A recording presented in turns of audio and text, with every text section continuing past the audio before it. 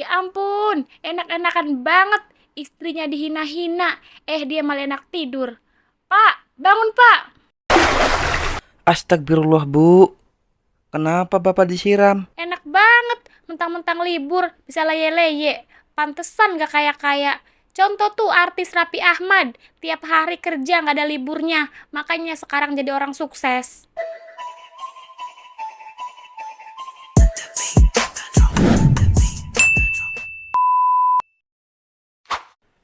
Bu, Alhamdulillah hari ini kerjaan Bapak udah beres. Bosnya janji mau bayar besok. Alhamdulillah uangnya bisa buat belanja mingguan. Belanja mingguan? Hah? Dari uang kuli segitu doang? Dapat apa sih? Beli beras aja paling dapat 2 liter doang. Yang penting halal, Bu. Rezeki kecil tapi berkah. Berkah? Kamu tuh mikir gak sih? Tiap hari kerja keringetan, tapi hasilnya gak seberapa. Lihat dong tuh, suaminya Bu Dahlia. Kerjanya kantoran, gajinya gede. Tiap hari bisa makan enak. Aku tuh nyesel, tau gak sih nikah sama kamu? Coba kalau aku milih nikah sama mantanku dulu, pasti hidupku enak, gak jadi orang susah kayak gini. Ya Allah, Bu. Kok ngomongnya kayak gitu sih? Yang penting kan Bapak udah berusaha buat cukupin kebutuhan rumah tangga kita. Aku tuh malu punya suami cuman tukang kuli bangunan. Kalau lagi kumpul-kumpul, temen-temenku semua pada pamer. Suaminya ada yang PNS, ada yang jadi dokter. Lah kalau aku, apa yang harus dibanggain dari seorang kuli bangunan? Yang lain juga pada pamer pemberian-pemberian dari suaminya. Ada yang dikasih tas, sepatu, perhiasan. Lah, aku dikasih apa? Cuma dikasih harapan doang. Kamu yang sabar ya, Bu. Semoga Bapak bisa dapat kerjaan yang layak, biar bisa turuti semua keinginan Ibu. Dari dulu nyuruh sabar, sabar mulu. Tapi sampai sekarang gini-gini aja. Gini nih, kalau dulu kerayu sama kata-kata manis, ujung-ujungnya pahit.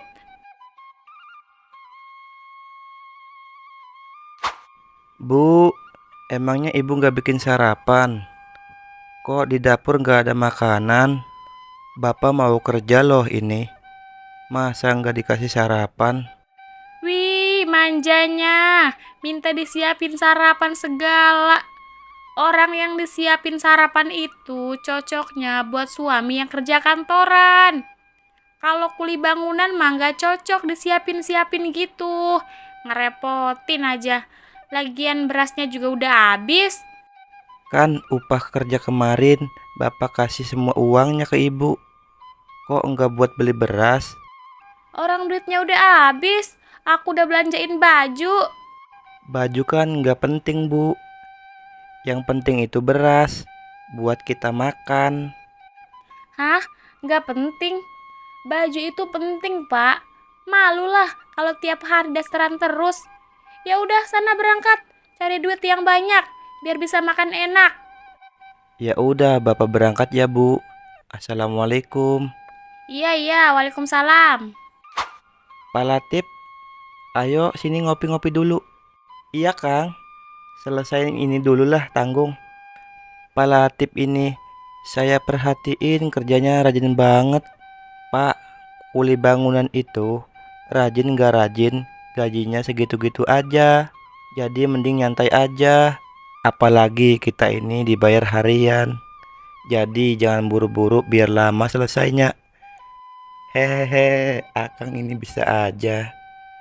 Oh iya Kang, boleh nggak saya kasbon dulu? Soalnya saya ada keperluan mendesak. Lagi butuh uang buat beli beras. Aduh, Pak Latif ini belum apa-apa udah minta kasbon. Tapi nggak apa-apa deh, karena Pak Latif ini kerjanya bagus. Jadi saya kasih. Emangnya butuhnya berapa? Saya ngambil upah selama seminggu aja. Ya udah kalau kayak gitu. Nanti saya kasih uangnya pas pulangnya. Iya Kang. Makasih Kang. Bu Latifah, belanja tempe ya? Apa nggak bosen tiap hari makannya tempe terus? Sekali-kali dong beli daging kayak saya. Lupa, suaminya cuman kuli bangunan ya, gak mampu buat beli daging. Bu Lastri, jangan sombong kamu ya, mentang-mentang suaminya PNS, jadi hina-hina suami saya. Ingat Bu, semua harta itu cuman titipan. Masih mending saya dititipin harta, daripada kamu dititipinnya derita. Ups, maaf loh keceplosan. Sombong amat, awas kamu ya, kalau nanti saya udah sukses, saya gak sudi kenal sama orang kayak kamu. Haha, sukses? Hahaha, kapan suksesnya? Kerja suaminya aja cuman ngaduk semen, gimana mau sukses? Jangan kebanyakan mimpi deh, Bu. Kurang ajar banget sih mulutnya si Sulastri itu. Mentang-mentang suaminya PNS, pakai ngehina suamiku segala. Tapi bener juga sih, kapan aku jadi orang kaya kalau kerjaan suami cuman kuli bangunan? Ini semua gara-gara suamiku. Sekarang mana nih orangnya? Jangan-jangan masih tidur lagi. Ya ampun, enak-enakan banget. Istrinya dihina-hina, dia malah enak tidur. Pak, bangun Pak. Astagfirullah Bu, kenapa Bapak disiram? Kenapa? Kamu tahu gak sih? Aku tuh habis dihina habis-habisan sama si Sulastri. Kamu malah enak-enakan tidur. Tapi kan hari ini Bapak libur Bu. Bapak mau istirahat dulu sebelum besok mulai kerja lagi. Enak banget, mentang-mentang libur bisa leye-leye. Pantesan gak kaya-kaya. Contoh tuh artis Raffi Ahmad, tiap hari kerja gak ada liburnya, makanya sekarang jadi orang sukses. Terus Bapak harus ngapain lagi Bu? Sana ngojek kek, cari tambahan uang. Pokoknya kamu gak boleh males-malesan. Jadi tukang panggul di pasar kek. Pokoknya ibu gak peduli, yang penting Bapak dapat uang. Pak Latif, hujan loh ini. Yuk kita neduh dulu. Enggak apa-apa Pak Bayu, saya kuat kok. Saya harus dapat uang hari ini buat istri saya. Ya ampun, lihat tuh Bu, kasihan banget ya Pak Latif. Selalu diteken istrinya buat banyak duit. Padahal saya lihat-lihat Pak Latif itu orangnya rajin loh. Kerjanya gak pernah males-malesan, tapi istrinya selalu banyak nuntut. Iya Bu, bener banget. Suaminya disuruh banting tulang, tapi istrinya kerjaannya cuma belanja online. Tiap hari ada mamang kurir di depan rumahnya. Tapi kalau sama suami bilangnya gak ada duit aja. Amit-amit deh sama Bu Latifah. Semoga kita menjadi istri yang pandai bersyukur, gak seperti Bu Latifah. Iya Bu, amin. Mas, ada apa ya di depan rumah saya? Saya nganterin paket Pak, tapi belum dibayar. Kata istri Bapak, suruh Bapak yang bayar. Emang berapa Mas harga paketnya? 300 Pak. Emang paket apaan Mas sampai 300.000? Baju Pak, sama alat make up. Waduh Mas, kalau segitu saya nggak ada. Kalau ngutang dulu boleh nggak? Waduh Pak, nggak bisa. Saya cuma nganter doang ini. Paketnya juga udah diambil sama istri Bapak. Aduh, gimana ya Mas? Ya udah ntar dulu ya Mas. Saya coba ngutang sama tetangga dulu. Bu, emang ibu belanja apa aja sih? Kok tiap hari selalu ada paket? Emang kamu gak lihat ini? Aku pakai baju baru gini. Bagus ya Pak modelnya. Ibu suka banget. Harganya juga mahal loh ini. Nggak kayak baju-baju ibu yang lain yang harganya cuma 35.000. Baju yang kemarin belikan belum dipakai Bu. Kenapa beli lagi? Yang kemarin itu ibu nggak suka sama warnanya. Padahal ibu pesennya warna abu-abu. Yang datang malah warna ungu. Warna-warna janda gitu ibu nggak suka. Oh gitu. Oh iya Bu, makanan buat Bapak mana? Bapak lapar nih. Belum makan dari siang. Mana tadi habis kehujanan. Aku nggak masak. Soalnya dari tadi aku sibuk banget nyobain baju-bajuku ini. Kamu masak mie instan aja tuh di dapur.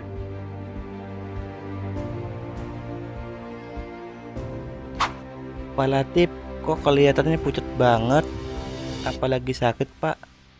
Enggak, Kang. Saya enggak apa-apa kok.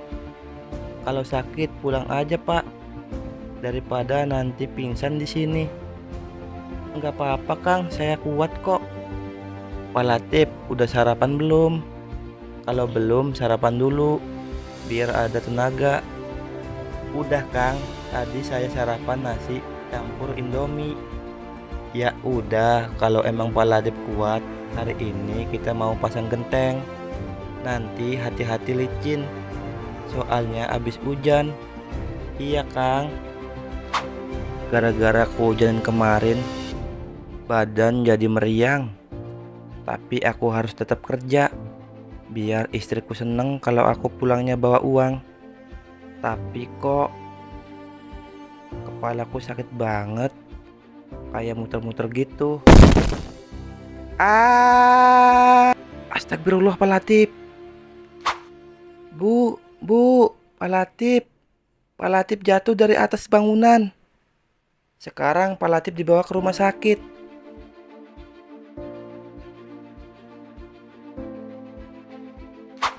Gimana sih ceritanya? Bisa jatuh dari atas bangunan? Kerja kayak baru sehari 2 hari aja. Kerja udah tahunan kok masih bisa jatuh. Namanya juga musibah, Bu. Gak ada yang tahu. Kalau udah begini, gimana caranya kamu bisa dapat uang, hah?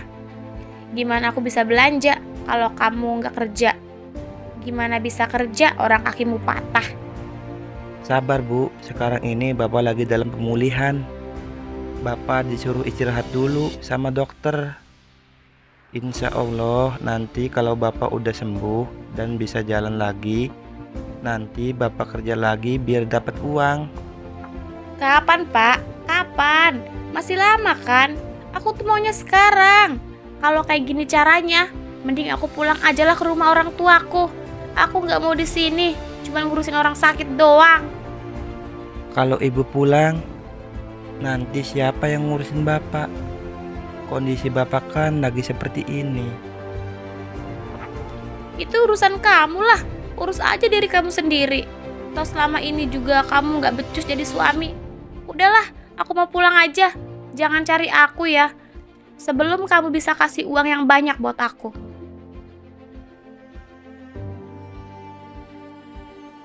Kok tumben malam-malam kayak gini ke rumah ibu? Mana suamimu? Mas Latif habis kecelakaan, Bu. Dia jatuh dari atas bangunan. Astagfirullah. Terus kenapa kamu pulang? Mana bawa koper segala lagi? Bukannya diurusin suami kamu yang lagi kena musibah, malah ditinggal pergi. Ogah banget. Ngapain ngurusin orang sakit? Biarin aja dia urusin dirinya sendiri. Lagian ada-ada aja pakai jatuh segala. Ya Allah, Latifah, itu namanya musibah. Kamu juga udah tahu suaminya lagi kena musibah, bukannya diurusin malah ditinggalin. Gimana sih? Aduh, berisik banget sih, Bu. Aku tuh capek habis perjalanan jauh. Bukannya disuruh istirahat, ini malah diceramahin. Ya ampun, anak itu dari dulu nggak pernah berubah, kelakuannya masih aja seperti itu. Setelah Latifah pulang ke rumah orang tuanya, setiap malam dia selalu bermimpi buruk. Tidak pernah satu malam pun Latifah tidak mengalami mimpi buruk. Tidak, jangan siram saya, jangan. Astagfirullah, bangun nak, bangun. Kamu mimpi buruk lagi ya? Iya, Bu, aku mimpi ada orang yang mau siram aku pakai air panas. Makanya kalau mau tidur tuh Bu ya berdoa dulu biar nggak mimpi buruk. Ayo cepet tidur lagi. Masih jam 1 malam loh ini. Enggak, Bu, Latifah nggak mau tidur. Karena kalau aku tidur pasti mimpi itu datang lagi. Setiap malam aku selalu mimpi itu terus, Bu. Aku takut. Mungkin ini balasan karena kamu udah ninggalin suami kamu yang lagi sakit. Makanya setiap malam kamu mimpi buruk. Lebih baik kamu pulang, temui suami kamu, rawat dia. Ingat nak, surgamu ada pada suamimu. Lagi pula, ibu lihat-lihat, suami kamu itu suami yang sangat baik. Dia selalu mengusahakan yang terbaik untuk kamu. Kata-kata ibu ada benernya juga. Kayaknya aku harus pulang dulu, biar tahu keadaan Mas Latif. Selain masalah uang, selama ini emang Mas Latif adalah suami yang baik. Kalau gitu mendingan besok aku pulang aja deh. Semoga dengan aku pulang, mimpi itu gak datang lagi. Mbak Latifah, udah lama gak kelihatan. Mau ziarah ke makamnya Pak Latif ya? Makam? Maksud kamu apa? Oh iya, lupa. Kamu gak tahu ya, kalau 2 minggu yang lalu Pak Latif udah meninggal. Ada suaminya lagi kena musibah, bukannya ditemenin malah ditinggalin. Bahkan suaminya sampai meninggal pun gak tahu.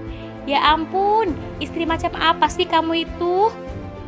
Enggak, ini enggak mungkin. Pasti kamu bohong kan? Mas Latif pasti belum meninggal. Kalau kamu gak percaya, sana cari aja sampai ketemu.